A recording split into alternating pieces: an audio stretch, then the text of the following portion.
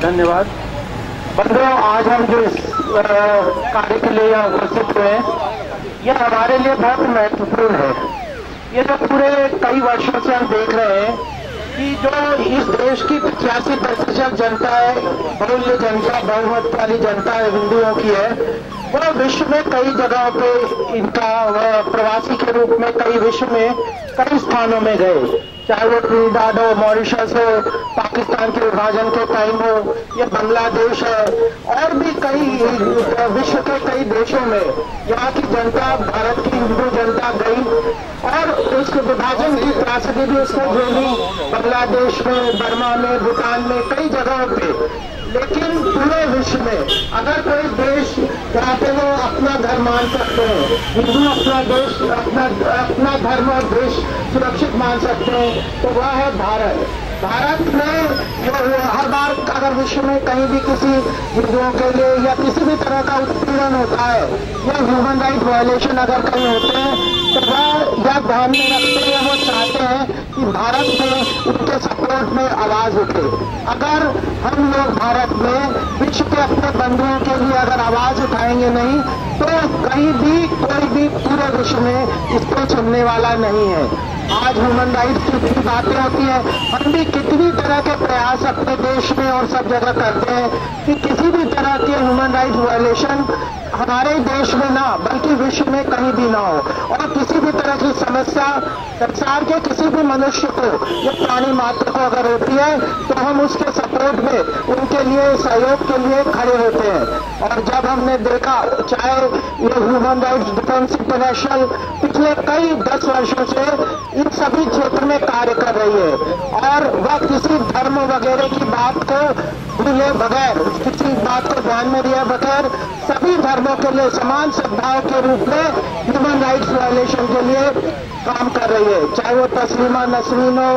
चाहे doctor Joseph हो जिसके हाथ काट दिए गए हो, या कश्मीरी पंडित हो, या जो पाकिस्तान से निष्कासित लोग जो अपने देश में शरण लेने आए भारत में, उन लोगों की कोई समस्या हो, ह्यूमन राइट डिफेंस इंटरनेशनल हरदम उनकी समस्याओं के लिए खड़ा रहा है। और मलाला के उसमें भी और हर चीज में हमने रिप्रेजेंटेशन, चाहे भूटान से जब लोगों को निकाला गया, बौद्धों को निकाला गया, तो उसके लिए भी हम लोगों ने कार्यक्रम किया। और जितने भी डायस्पोरा की समस्याएं हैं ह्यूमन राइट्स वायलेशन से रिगार्डिंग, हमारे देश के लोग जो विदेशों में बसे हुए हैं, उनकी सारी समस्याओं को इंटरनेशनल कॉन्फ्रेंस के थ्रू, यूनाइटेड नेशंस के फोरम के थ्रू, अलग अलग जगहों पे डिक्लेरेशन के थ्रू, रेजोल्यूशन करने के थ्रू, इंटेलेक्चुअल्स को आपस में जोड़ने के साथ, ऐसे सभी कार्यों को हम लगातार कई वर्षों से करते आ रहे हैं। और जब यह महत्वपूर्ण मुद्दा हमारे सामने आया कि रिंकल कुमारी का जो अपहरण है, जो आप जानते हैं, जिसके पिछला 24 फरवरी 2012 में यह पाकिस्तान में इसका अपहरण हुआ था, और उसके बाद इतनी त्रासदी के साथ इसके साथ यातनाएं हुई, वो वापस भी आई, लेकिन कोर्ट और उन्होंने फिर वापस उसकी बात को ना मान के पाकिस्तान में पूरी तरह से ह्यूमन राइट्स को, यूनाइटेड चार्टर को और सारी व्यवस्थाओं को नजरअंदाज करते हुए उसे वापस वहीं पे जो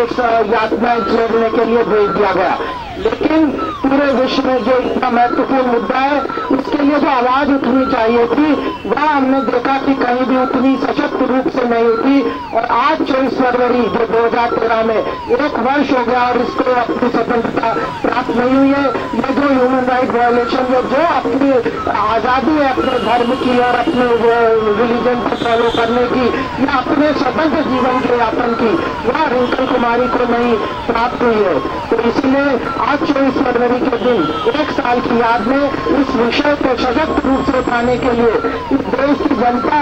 जो कि कई बातों में जो महत्वपूर्ण मुद्दे हैं, जहाँ पर सारे समाज को एक साथ खड़े होकर अपने भाई बंधुओं के लिए खड़े होना चाहिए और ध्यान रखना चाहिए कि अगर हमने उनके सहयोग में, उनके सहायता अगर आज आवाज उठाई नहीं, तो पूरे विश्व में दूसरे कोई लोग उनके लिए खड़े होने वाले नहीं है। यह हमारी जिम्मेदारी है, हमारे देश के नागरिकों की जिम्मेदारी है, हम सबका व्यक्तिगत जिम्मेदारी है कि इन सारे मुद्दों को लेकर समाज को जगाएं, उसके खिलाफ अपनी आवाज उठाए, बुलंद करे, चाहे मीडिया के थ्रू। मीडिया को भी जो करना चाहिए, उनसे भी निवेदन है कि मीडिया और भी जो देश के जो कर्णधार है, जिन्हें इन महत्वपूर्ण मुद्दों पे कुछ करना चाहिए और तो वो नहीं कर रहे, तो इसके लिए इस पूरे जागरण के लिए यह एक कार्यक्रम, यह डिमॉन्स्ट्रेशन आज पाकिस्तान एम्बेसी में हम लोग